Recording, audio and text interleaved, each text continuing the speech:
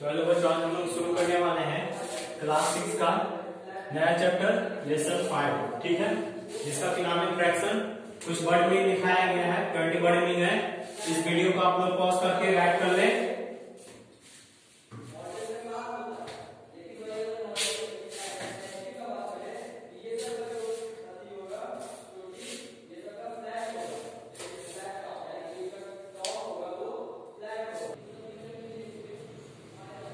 तो आप लोगों ने अपने वर्ड मीनिंग को राइट कर लिया होगा।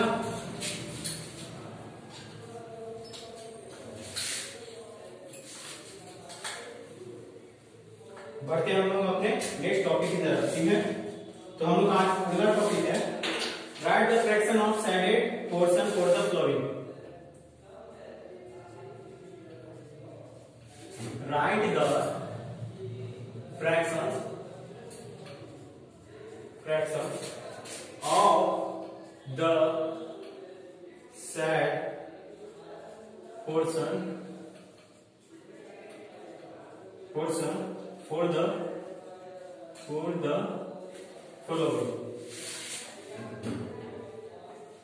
following, ठीक है। इसमें पहला दिया हुआ है, ये ट्रायंगल है, इसमें कलर किया हुआ है, ठीक है। तो आप लोग को बताना है कि इसमें कितना साइडेड पोर्शन है, कितना नहीं है, ठीक है। तो सबसे पहले हम लोग ये जानेंगे कि इसको जो है कितना भाग में बांटा गया। जैसे कि आप इसमें देख सकते हैं कि ट्रायंगल जो पहले ऐसा था, ट्रायंगल ऐसा था, इसको कितना भाग में बांटा हुआ दिख रहा है, 1 2 3 4, 1 2 3 4, 4 भाग में बांटा हुआ है। तो सबसे पहले हम नीचे क्या लिखेंगे, नीचे में लिखेंगे 4। अब कितना भाग में कलर किया हुआ है, 1 2 भाग में कलर किया हुआ, ठीक, ये होगा इसका आंसर। अब आते हैं हम लोग नेक्स्ट एग्जांपल में, जैसे कि सर्किल है, इसमें ऐसे किया हुआ, ठीक, और इन तीनों में कलर है, ठीक। तो सबसे पहले हम लोग को क्या करना है, हम लोग को ये जानना है कि ये कितना भाग में बटा हुआ है। इसमें देख सकते हैं 1 2 3 4, 4 भाग है। कितना भाग में कलर है, 1 2 3, यहाँ पे लिख देंगे 3/4, ये हो जाएगा आपका आंसर, ठीक है। इसी तरह से सब न्यूमेरिकल बनाना है। अब हम लोग आते हैं क्वेश्चन नंबर 2 पे। What of an hour 15 minutes, what of an hour 15 minutes, ठीक है। तो हम लोग को ये बताना है कि 15 मिनट जो है वो 1 घंटा का कितना हिस्सा होता है। हिस्सा करने का मतलब कि वो 1 घंटा का मतलब कितना हिस्सा होता है। जैसे में कि आधा घंटा, वो 1 घंटा का आधा होता है। 1 घंटा में कितना मिनट होता है, 60 मिनट, ठीक।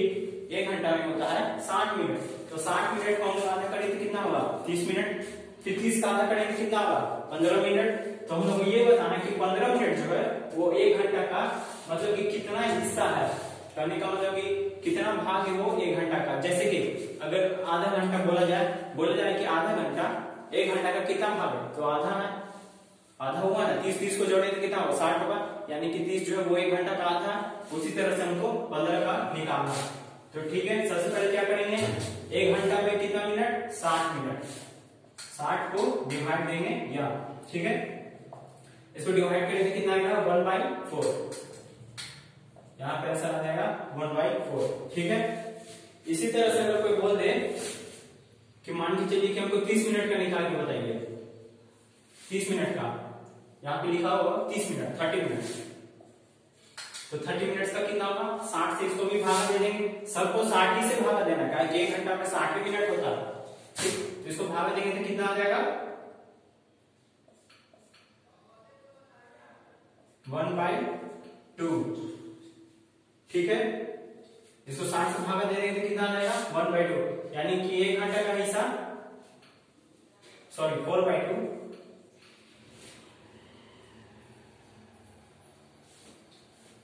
ठीक है। तो ये जो है मतलब कि इसमें कितना हो जाएगा, 60 को 30 से भागा दे देंगे तो कितना आ जाएगा, 60 को डिवाइड कर देंगे 30 से तो कितना आ जाएगा,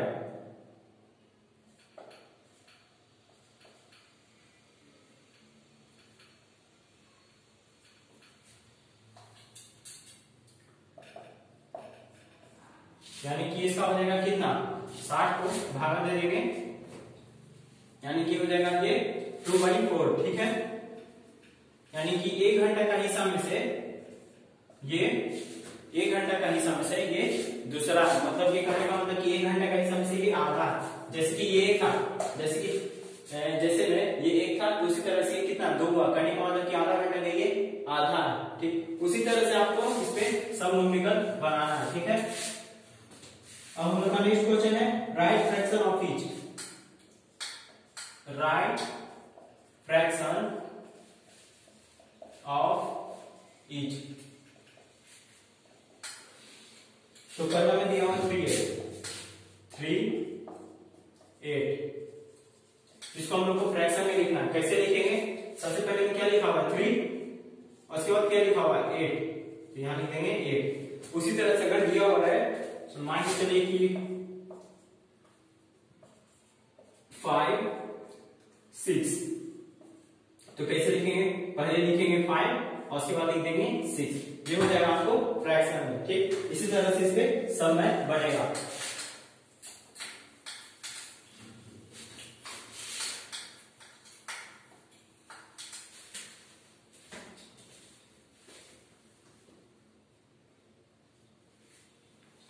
अब हम लोग का नेक्स्ट क्वेश्चन है आगे, क्वेश्चन नंबर 4 में है represent each of the fractions on number line.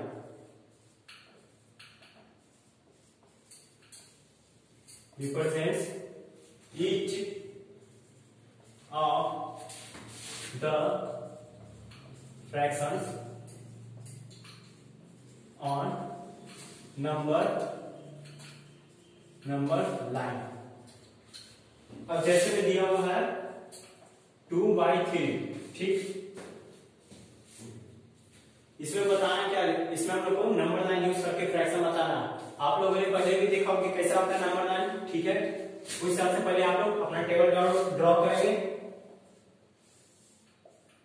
यहां से 0 1 2 3, इसमें क्या बताना है? रिप्रेजेंट ऑफ नंबर लाइन, ठीक है। फिर उसके बाद यहाँ पे 2/3। अभी ये आया कैसे? तो देखिए सबसे पहले आपको क्या करना है, इसमें ये देखना है कि कौन इसमें सबसे ज्यादा बड़ा है, ताकि उतना ही लाइन खींच सके। तो में सबसे बड़ा कौन है? 3 है, तो हम कितना लाइन खींचे? 1 2 3 खींचे, यहाँ तक खींचे लाइन, ठीक। अब उसके बाद ये देखना है कि हमको इस पे कितना पे दर्शाना है, इसको जो है कितना पे दर्शाना है। यहाँ पे क्या लिखा हुआ है 2, तो हमको इस पे 2 पे दर्शा दी, यानी 2/3। अब जैसे भी बोला जाए, मान के चलिए यहाँ पे लिखा हुआ है 4/5, इसको नंबर लाइन पे दर्शाएंगे तो क्या करना है? 3 हो गया, 4 5, 5 लाइन खींचे। क्या बोले थे? जो सबसे ज्यादा उतना लाइन खींचाएगा। 5 लाइन ड्रॉ किए और उसको हमको 4 नंबर पे दर्शाना है, तो ये हो जाएगा 4/5, ठीक। उसी तरह से अगर यहाँ पे दिया जाए, मान के चलिए यहाँ पे लिख दिया जाए 3/5, तो 5 लाइन तो नीचे का ये है। अब हमको इसको दर्शाना है 3 पे, यानी 3/5। इसी तरह से इसमें सब में बनेगा, ठीक है। अब आते हैं हम क्वेश्चन नंबर 5 पे।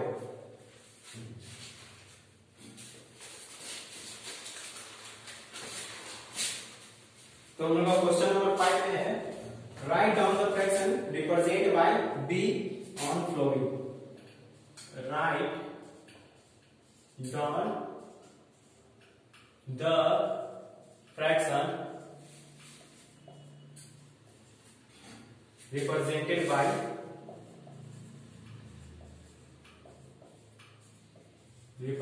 by B on following,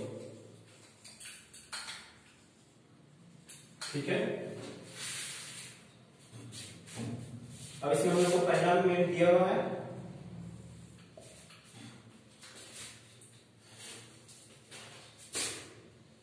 पहले ये क्वेश्चन दिया हुआ है, यहाँ पे बी है, फिर यहाँ पे 1 दर्शाया गया।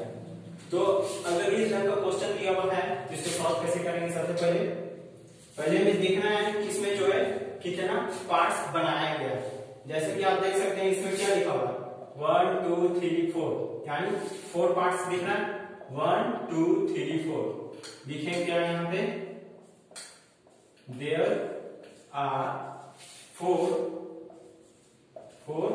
इक्वल पार्ट, ठीक है, बिटवीन बिटवीन ओ, ठीक है। अब इसमें ये देखना है बिटवीन ओ, ठीक है, ओ एंड 1 एंड बी। यहाँ पे क्या बताया, देयर आर 4 इक्वल पार्ट, 4 को पार्ट दिख रहा, 1 2 3 4, ठीक है, बिटवीन ओ 1 बी, ओ 1 बी या फिर ओ बी 1, इन तीनों के बीच में हमको 4 लाइन मिलता है, ठीक है। अब आगे लिखते हैं, इसके बाद is the second part, B is the second part. अब B सेकेंड पार्ट कैसे, 1 2, ये हुआ दूसरा नंबर पे, यानी B is the second part, ठीक है। अब इसको राइट कैसे करेंगे, सबसे पहले कितना नंबर, कितना मतलब कि इसमें पार्ट बटा हुआ है, 1 2 3 4, 4 लाइन है। B जो है कितना नंबर पे है, ये इनको ऐसे राइट करना। अब इसमें नेक्स्ट क्वेश्चन लेते हैं,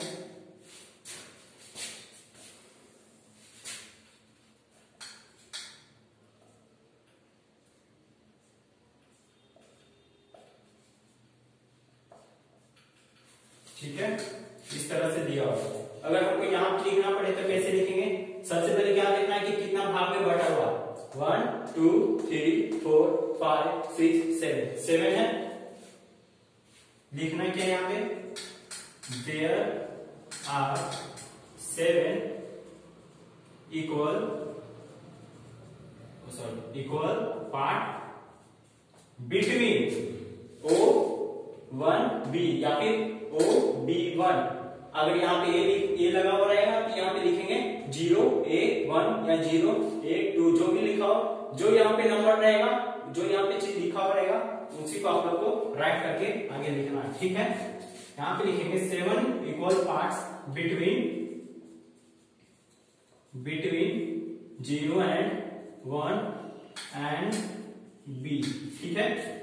और उसके बाद क्या लिखना है, b जो है कितना नंबर पे है, अगर यहाँ पे a लिखा हुआ है तो a कितना नंबर पे है, और फिर यहाँ पे लिखेंगे क्या, b इज द कितना नंबर पे, 1 2 3 4 5 नंबर पे आता है, 5th पार्ट,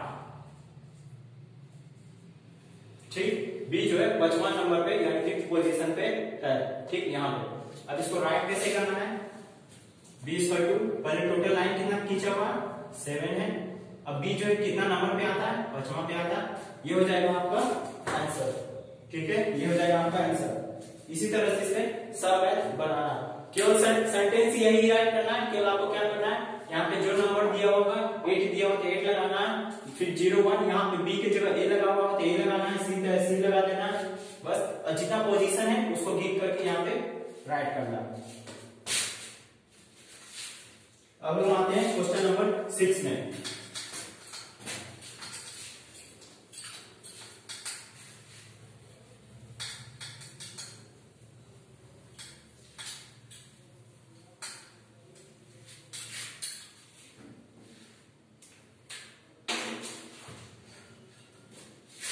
क्वेश्चन नंबर 6 में, convert the flowing improper fraction, convert the flowing improper fraction.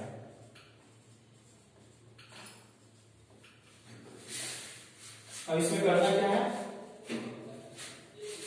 जैसे में सबसे पहला क्वेश्चन दिया हुआ है 3 4/5, सेकेंड क्वेश्चन भी ले लेते हैं 8 1/9।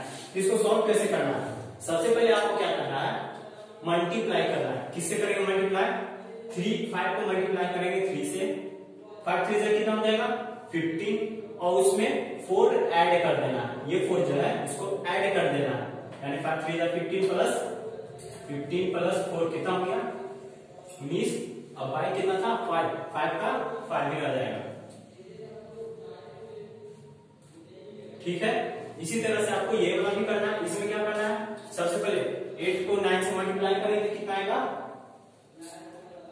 72, ठीक है, 8 9 जा 72। अब प्लस में क्या करना है 1, यानी 73, y में क्या है 9, ये हो जाएगा आप लोग का डिवाइड में। ठीक है, इसी तरह से और जो भी क्वेश्चन दिया होगा सबको इसी तरह से बनाना। जैसे यहाँ पे लिखा हो 5/2/4, इसको क्या करेंगे 4 को 5 से मल्टीप्लाई करेंगे, 5 4 जा कितना होगा 20 प्लस 2 कितना होगा यानी 22 बाय में क्या है 4, ये 4। ठीक है, यानी कि सबसे पहले आपको क्या करना है इसको इससे मल्टीप्लाई और 3 को ऊपर से जोड़ देना, यानी कि इसको गुना करने के बाद जो आंसर आएगा ऊपर वाला से जुट जाएगा। ठीक, और वो इसका बट्टे में रह जाएगा।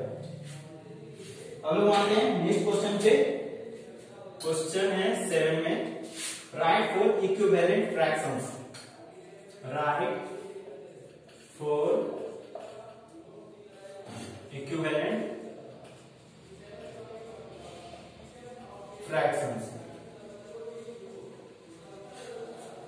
3/7।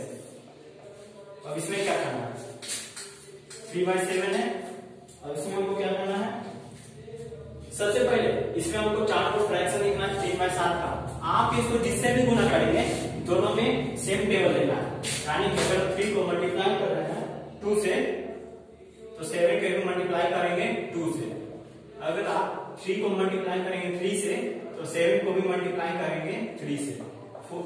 3 को मल्टीप्लाई करेंगे 4 से तो 7 को भी मल्टीप्लाई करेंगे 4 से, यानी कि जितना टेबल ऊपर से मल्टीप्लाई होगा उसी टेबल को नीचे से मल्टीप्लाई करना है। ठीक है, उसके बाद मल्टीप्लाई करने पे जो आंसर आएगा वो उसका इक्विवेलेंट फ्रैक्शन निकलेगा। जैसे में 3 2 जा 6, 7 2 जा 14 इक्वल टू 3 3 जा 9, 7 3 जा 21 इक्वल टू 4 3 जा 12, 7 4 जा 28। ठीक, इसी तरह से आपको इक्विवेलेंट फ्रैक्शंस लेना है, यानी इक्विवेलेंट फ्रैक्शन में क्या करेंगे जो टेबल ऊपर में लगाएंगे उसी टेबल को नीचे से भी गुना करना, उसी टेबल को ऊपर से भी गुना करना। ठीक,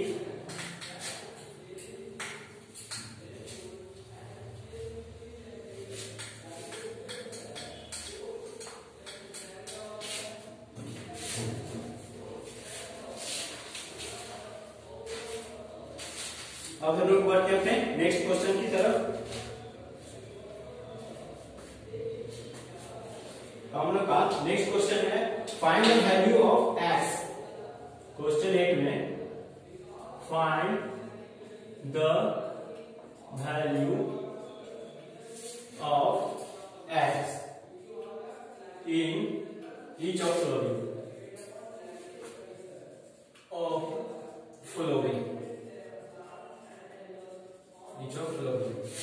तो पहला में लिखा हुआ है क्या 4/5 इक्वल टू x/25। सेकेंड में क्या है 5/11 इक्वल टू 30/x। अब इसमें क्या करना है आप लोगों को x का वैल्यू निकालना। करने का मतलब यहाँ पे x दिया हुआ तो आप लोग का इसका वैल्यू निकालना, यहाँ पे कौन सा आएगा। ठीक है, तो क्या करेंगे तो सबसे पहले इसमें क्या करना है इसको मल्टीप्लाई में हम लोग करते हैं। अगर हम इक्वल टू हटा देंगे, मान के चलिए इक्वल टू हटा देंगे तो मल्टीप्लाई कैसे होता है सीधे से फिर से तिरछे होता है ऐसे। ठीक, क्रॉस में होता है ना मल्टीप्लाई, तो क्रॉस में हम लोग करके देखेंगे तो क्या होगा 4x जो है वो 5 से मल्टीप्लाई में हो जाएगा।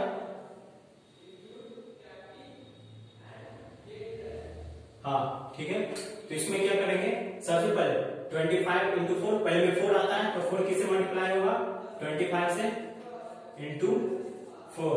ठीक, अब हमको x का वैल्यू निकालना, ना कि हमको इसे मल्टीप्लाई करेंगे, x को यहाँ तो है नहीं। ठीक, तो हमको x का वैल्यू निकालना। जब ये मल्टीप्लाई में आप लोग जानते हो कि जब हम मल्टीप्लाई से किसी को चीज निकालते हैं तो वो डिवाइड में चल जाता है। तो ठीक यहाँ पे भी क्या होगा ठीक x को हम लोग मल्टीप्लाई से निकाल के बाहर कर देंगे। ठीक, तो यहाँ पे डिवाइड में हो जाएगा 5 और ऊपर से मल्टीप्लाई करेंगे तो कितना आएगा 100 और डिवाइड हो जाएगा 5। 5 टू क्या होगा 10 और ये 0 का 0, यानी इसका आंसर आ गया क्या 20। ये है पहला वाला का आंसर। अब दूसरा वाला का एग्जांपल लेते हैं 5 11 sorry into 9 equal to 30x। ठीक है, अब हमको इसमें x का वैल्यू निकालना, इसमें x का वैल्यू ऊपर था, इसमें x का वैल्यू नीचे। अब क्या करेंगे, अभी कुछ नहीं करना है, केवल इसका टू आपको हटा करके ये सोचना है कि ये इससे मल्टीप्लाई में है और ये इससे इससे मल्टीप्लाई में, तो यहाँ पे सीधा सीधे क्या करेंगे 11 इंटू 30 डिवाइड में क्या हो जाएगा, मल्टीप्लाई से कोई चीज निकल तो क्या डिवाइड में जाता है, डिवाइड में हो जाएगा 5 और यहाँ x हो जाएगा। ठीक है, तो इसको मल्टीप्लाई करेंगे तो कितना आ जाएगा, मल्टीप्लाई डिवाइड देने के बाद इसका आंसर आएगा कितना, हाँ तो इसको मल्टीप्लाई और डिवाइड करेंगे तो इसका आंसर आएगा कितना 66।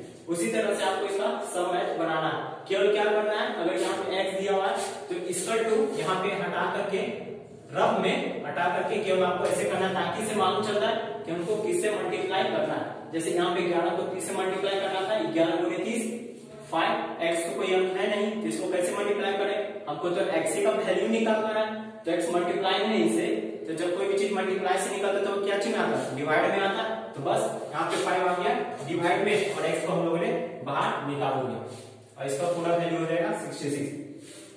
अब हम आते हैं नेक्स्ट क्वेश्चन पे,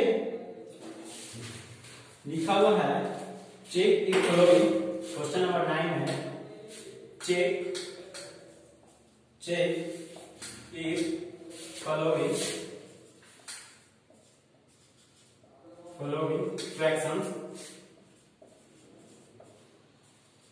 fractions are equivalent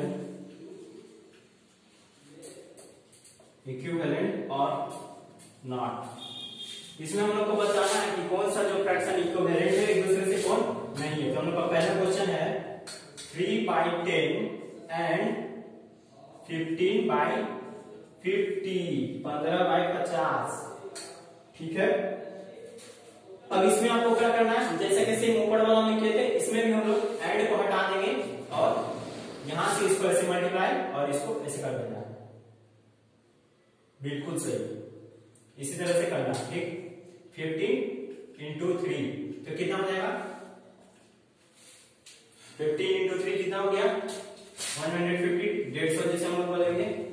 और 15 को गुना करेंगे 10 से, 15 गुने 10 कितना आ जाएगा 150।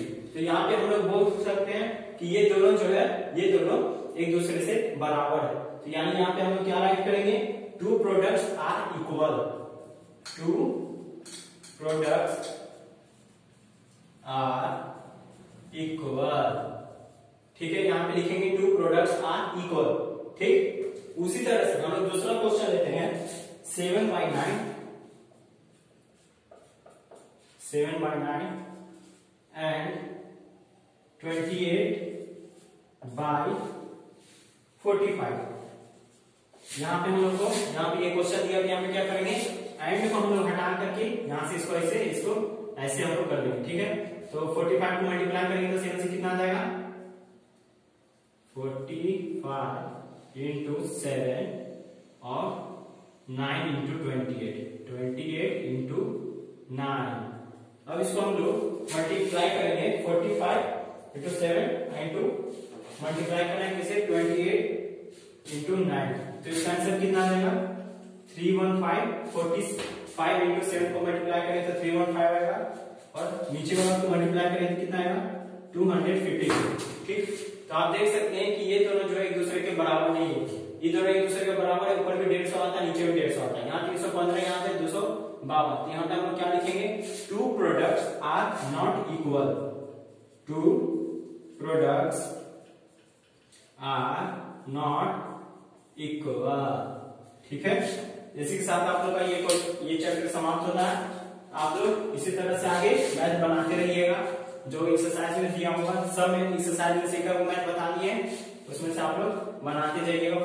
4 या 5 है पर क्वेश्चन में से, जैसे वर्ग में करके दिया हुआ था ना ABCD 4 को, तो उसमें से कोई 3 या 4 को बनाना है।